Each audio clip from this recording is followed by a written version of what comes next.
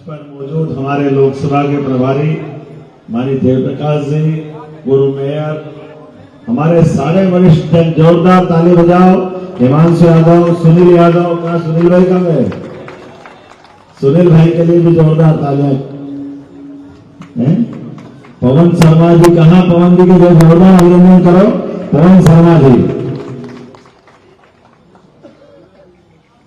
जिला अध्यक्ष रमेश चुकंदर जी, जिला अध्यक्ष जी का प्रणाम। आप कल जोरदार तरीके से कमल जी का रथ यात्रा से जनसंपर्क करा रहे थे। जोरदार तालियां जिला अध्यक्ष जी के लिए। संजय राय जी, संजय भाई, जोरदार अभिनंदन। ऋतुराज जी कहाँ है? ऋतुराज जी, आप। आवाज चौहान, पवन सिंह जी, आवाज जी, राजेश अग्रवाल जी, राजेश जी पीछे हैं। पूरे मंच के लिए जोरदार अभिनंदन करें। मुझे इस बात, हरीश हरजाई, कोई बात नहीं, कोई बात नहीं। अब जो जहां वहां के लिए तालियां बजा दो खूब आनंद के साथ। जो कार्यक्रम करता है उसकी दिक्कत ये रहती कि किसका नाम छोड़े, इसको अपने मन में एक भार रहता। और मैं आज के इस कार्यक्रम के लिए खास तौर पे हिमांशु भाई के लिए जोरदार तालियां बजाएं। इतनी जबरदस्त अपने चुनाव की दृष्टि से हमारे यहाँ मध्य प्रदेश में 4 चरण के चुनाव संपन्न हुए, 5वां चरण का चुनाव चल रहा है। और मैं लगातार एक के बाद एक अलग अलग राज्यों में अलग अलग प्रकार से हर एक प्रत्याशी के लिए चुनाव प्रचार करने मैं भी जा रहा हूं। और भाजपा के सभी नेतागण जो स्टार प्रचारक है उनका भी जाने का फर्ज है। लेकिन ये बात तय है, चाहे उत्तर प्रदेश में जाओ, चाहे हरियाणा में, आज दिन में रोहतक हरियाणा से लौटा, झांसी उत्तर प्रदेश गया, दतिया से होता हुआ वापस दिल्ली आया, दिल्ली से कल झारखंड जाऊंगा। लेकिन एक के बाद एक जैसे जैसे माहौल बनता जा रहा है चुनाव का, एक बात पक्की होती जा रही है कि ये सारे घमंडियों का घमंड जमीन पे आ रहा है। और मोदी सरकार फिर इस बार मोदी सरकार, इस बात में कोई शक नहीं। लगातार जिस प्रकार का वातावरण बन रहा है, हम सब गौरवान्वित भी है। दिल्ली की धरती पर खड़े होकर के जब बात कर रहे हैं तो दिल्ली से जो आवाज निकली है, ऐसा दिल्ली का अपना इतिहास भी है। माननीय यशस्वी प्रधानमंत्री के बाद जिस प्रकार से दिल्ली का पीएमओ और भारत सरकार का मान बढ़ा, सम्मान बढ़ा, लगा कि दुनिया का सबसे ज्यादा आबादी का देश और दुनिया का सबसे बड़ा लोकतंत्र जिनके हाथों में सुरक्षित हो जाए, वो प्रधानमंत्री का अपना वजन कैसा होना चाहिए, दुनिया आज इस बात के लिए आनंद मनाती है कि यशस्वी प्रधानमंत्री के नेतृत्व में जिस प्रकार से भारत ने अपनी गति प्रगति बढ़ाई। और हम सब देख रहे हैं अपनी आंखों के सामने, कल बनारस में, अरे ये वही दिल्ली और प्रधानमंत्री का पद है जहां पर बैठ करके हमारे सनातन धर्मी गंगा के किनारे बाबा विश्वनाथ की जयकारा कर रहे थे। हमारे लिए सौभाग्य की बात है। कहां ऐसा लगता था कि भगवान की जयकारा करने से लोगों के वोट कम हो जाते, कितना छोटा सोच था पहले। और आज बदलते दौर का भारत दुनिया के अंदर सबसे ज्यादा मोबाइल बना करके अपने बेचने में दुनिया में सेकंड नंबर पे, अगर कोई आर्थिक रूप से अलग अलग प्रकार के विकास की बात करें, कौन सा क्षेत्र छूट रहा भारत का? अपने दुश्मनों को भी उनके घर में जाकर के मारने वाले देश में भारत अगर शामिल हुआ है तो नरेंद्र मोदी जी के लिए जोरदार अभिनंदन करें, जिनने पाकिस्तान को उसके घर में जाकर के एहसास कराया कि हमारे सीमा के अंदर निरपराध सैनिकों के साथ या आम नागरिकों के साथ अगर कोई हरकत करेगा तो उसको उसके घर जाकर के मारने के लिए मोदी जी की सरकार के पहले केवल दो देश थे, एक अमेरिका और एक इजराइल, जिनका ये रिकॉर्ड था कि वो अपने दुश्मनों को ना घर में छोड़ते ना बाहर छोड़ते। अब हमें इस बात का गर्व है और उसका परिणाम कैसा आया, ये दिल्ली तो गवाह है। दिल्ली में याद करो 10 साल पहले कोई साइकिल पे बम फोड़ता, कोई टिफिन पे बम फोड़ता, कोई सिनेमा घर में बम फोड़ते। लगातार पूरे देश के अंदर कहां कहां नहीं आतंकवादी घटना होती, लेकिन समर्थ नेतृत्व होता है, सक्षम प्रधानमंत्री बनता है तो सेनाओं का भी मनोबल 7वें आसमान से ऊपर जाता है और पूरे देश की तो बल्ले बल्ले होती है और दुश्मनों की पेट गीली होती है। ये हम दुनिया के अंदर दिखा रहे हैं और ये नहीं होना चाहिए। मैं जिनके सामने बात कर रहा हूं, ये तो यदुवंशियों के साथ दिल्ली वासियों की बैठक है। मुझे इस बात का प्रसन्नता है, आज मैं दिन में हरियाणा में, जहां भगवान कृष्ण ने 5000 साल पहले कितने सैनिक होंगे आमने सामने कौरव पांडव, क्या उस समय का माहौल बना होगा। लेकिन युद्ध के ऐसे काल में भी ज्ञान की बात कोई विद्यार्थी करता है और उसके मुखारविंद से भगवान ने जो पढ़ा जीवन काल में उज्जैन में, 18 पुराण, 64 कला, 14 विद्या, चारों वेद, सारे उपनिषद और केवल ज्ञान किताबी नहीं, जब जरूरत पड़े तो अपने मुखारविंद से सबका सार अपने को कितना अच्छा लगता है। वो उनके मुंह से निकली हुई गीता दुनिया के अंदर एक पवित्र ग्रंथ करके स्थापित हुई। हमारे लिए वो गीता इतना पवित्र ग्रंथ है, लेकिन उससे और आनंद बढ़ जाता है चुनाव की बेला में जब मोदी जी की बात करते हैं और दुनिया के अंदर बड़े से बड़ा राष्ट्र अध्यक्ष जब भारत में आता है और भारत में आने के बाद उनको क्या देना चाहिए। पहले की सरकार कभी ताजमहल देती थी, कभी कुछ और देती थी। अरे इतनी पवित्र ग्रंथ, अमेरिका के राष्ट्रपति आए, आनंद के साथ मोदी जी ने पवित्र गीता उनको भेंट की, जिसके कारण से दुनिया में हमारे ज्ञान का डंका बजा। ये हमारे लिए सौभाग्य की बात है।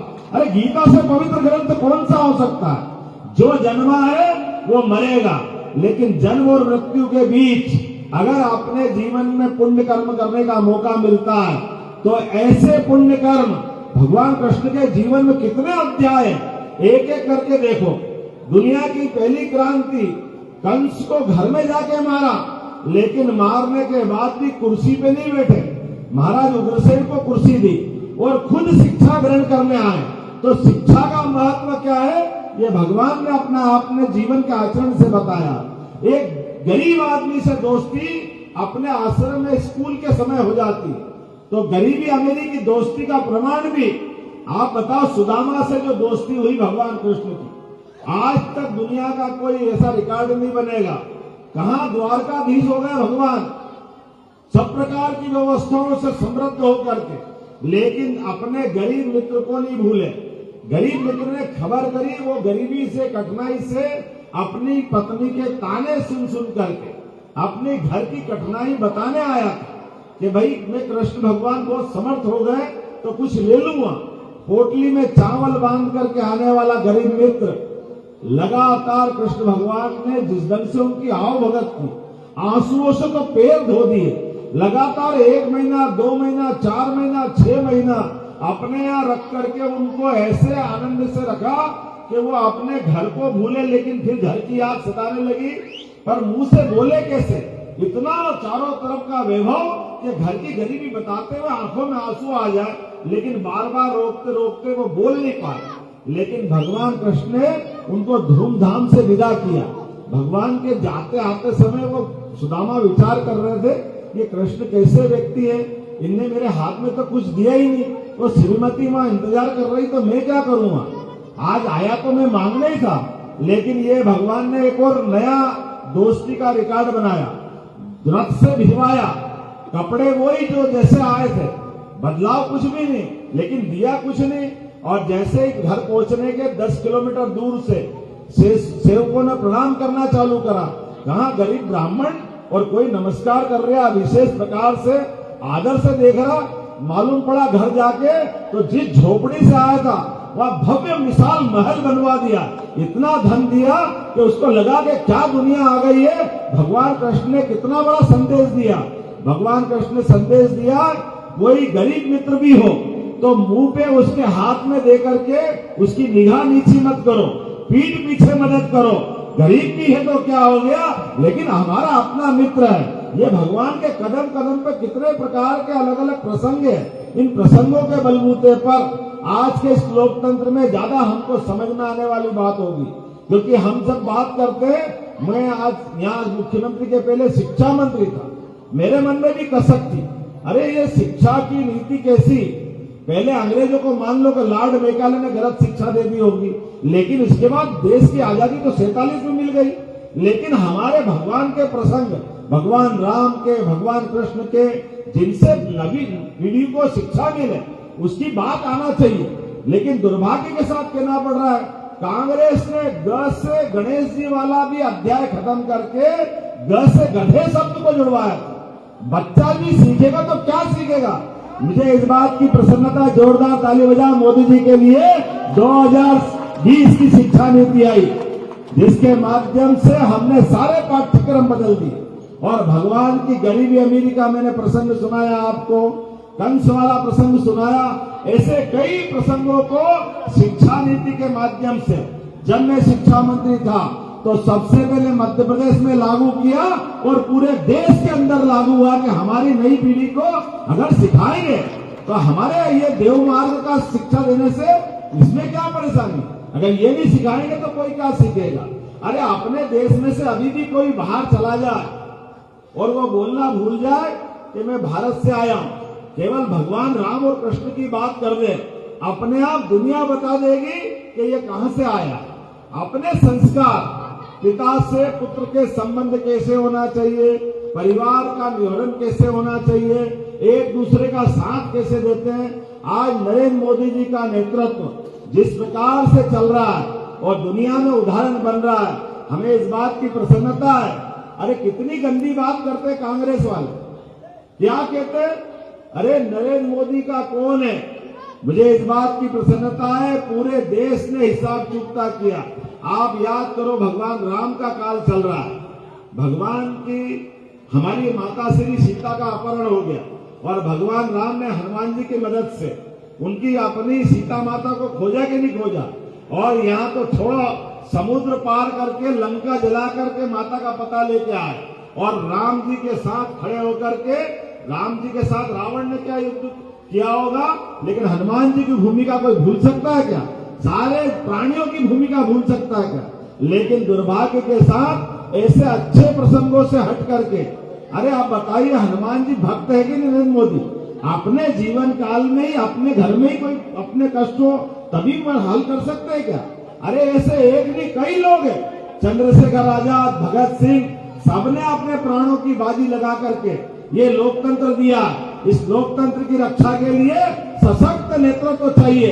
इस बात का आनंद हम सबको होना चाहिए कि नहीं होना चाहिए। आज के बदलते दौर के अंदर जब चुनाव की बेला में है, आप बताइए, अगर राहुल गांधी अपनी माताजी की सीट लेकर के पहुंचे, पहले सीट बिगाड़ी किसने। आप चुनाव के बीच में देखो, ये कह रहे हैं आओ हमारे साथ हम प्रधानमंत्री बनेंगे।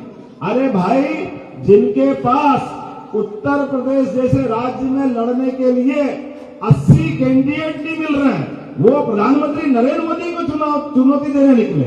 ये वो लोग हैं जिनको लड़ने के लिए आज अपने इस प्रकार की व्यवस्था वाले, अरे दिल्ली में रहते हो, दम है तो यहीं से लड़के बताए। राहुल गांधी वो मना कर रहा है, उसकी औकात मालूम पड़ जाएगी कि ये क्या होता दिल्ली। ऐसी जगह से जाके लड़ेंगे। अमेठी, रायबरेली में गया था फार्म भरवाने के लिए, हमारी अपनी स्मृति ईरानी जी ने बताया कि भाई मोहन जी आप आए हो, मैं जब पिछली बार लड़ी थी तो यहां से 17 बार कांग्रेस लड़ती है अमेठी से, लेकिन एक सिनेमा हॉल नहीं, एक मार्केट नहीं, एक कॉलेज भी नहीं, कोई गेस्ट हाउस भी नहीं। ऐसा लगता है कि केवल गांव बना के रखा, ऐसी जगह से भी। और बचा कुचा जातिगत इक्वेशन, केवल उस सीट पे बोले 5 लाख वोट में से 3 लाख मुस्लिम बंधु और 2 लाख यादव बंधु, इनके भरोसे से चुनाव लड़ते थे।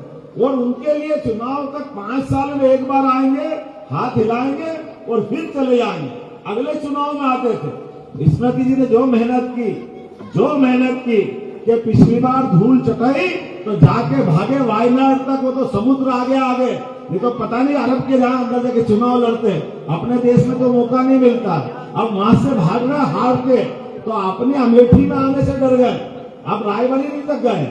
लेकिन चुनाव की बेला में आपके सामने ये सारी बातें इसलिए कर रहा हूं, नरेंद्र मोदी जी का चुनाव लड़ना यह हमारा सौभाग्य। एक व्यक्ति 51 साल की उम्र से चुनाव लड़ते हैं, 3 बार गुजरात के मुख्यमंत्री और 2 बार प्रधानमंत्री बने, लेकिन बनने के बाद देश पूरा बदल गया।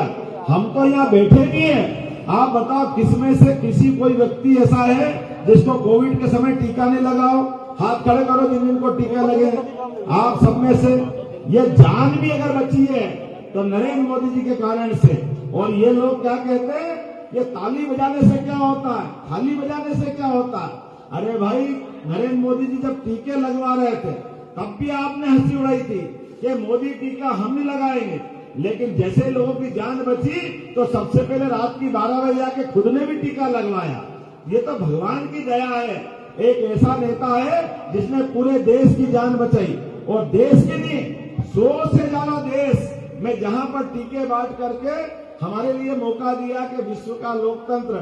अभी सुनील भाई सही कह रहे थे कि हमारे रूस यूक्रेन युद्ध में भारत के बच्चे फंसे थे, 20,000 बच्चों को बचा करके देश के लाने के अंदर की जो निर्णय किया, जोरदार ताली बजाओ। ये हर एक कोई मामूली बात नहीं हो सकती। तुर्की के अंदर 8 सेना अधिकारी जिनको फांसी की सजा हो गई, लेकिन देश का नेता और देश का नेतृत्व सक्षम था, 8 के 8 लोग अपने घर में लौटा के लाए। हमारे पास एक नहीं कई उदाहरण है। लेकिन आज चुनाव की बेला में और हमारी अपनी कमलजीत सहरावत जी आज आई नहीं है। हम सब संकल्प करें आने वाले समय में एक एक वोट जब तक कमल के फूल पे नहीं डल जाए। और हम तो जानते हैं अपने सबके सामने आने वाली 25 तारीख के दिन, 25 तारीख को वोट डलेंगे ना, यहाँ 25 को डलेंगे शुक्रवार के दिन। तो हमको मालूम है कांग्रेस के लोग लगातार मोदी जी को गाली बक रहे हैं, सबको गाली बक रहे हैं। कोई बात नहीं, बको भाई। हमको मालूम है भगवान कृष्ण ने शिशुपाल की गालियां कितनी सुनी थी भाई, कितनी सुनी थी। तो आप ये मान के चलो कि 24 तारीख की रात तक जितनी गाली बके सब सुनते जाओ, सुनते जाओ और अपने पास रिकॉर्ड रखते जाओ। और जैसे ही 100 पूरी हुई कि भगवान कृष्ण ने उंगली ऊपर करी थी, उनके हाथ में सुदर्शन चक्र आया था। आया कि नहीं आया था? और सुदर्शन चक्र ने धड़ाम से काम तमाम करा। हम भी सब सुनते जाए भाजपा वाले एक एक करके। और जैसे ही 24 के बाद 25 की सुबह होगी, अपनी उंगली बचा के चलना, आपके हाथ में भी वही पावर आने वाला है। जैसे ही कमल का फूल का बटन दबाओगे, कांग्रेस का हाथ का पंजा धड़ाम से अपना काम खत्म होगा और भाजपा की विजय होगी।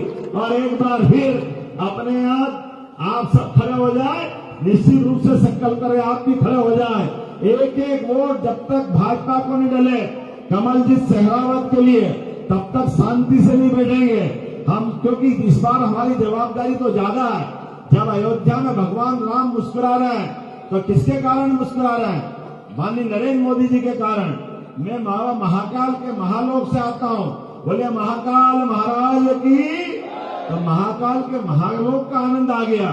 तो जब महालोक का आनंद आ गया, राम जी का आ गया, तो अब जमुना जी के किनारे कृष्ण कन्हैया को गुमसुम बैठेंगे। उनको मुस्कुराना चाहिए कि नहीं मुस्कुराना चाहिए? बोले गोपाल कृष्ण भगवान की।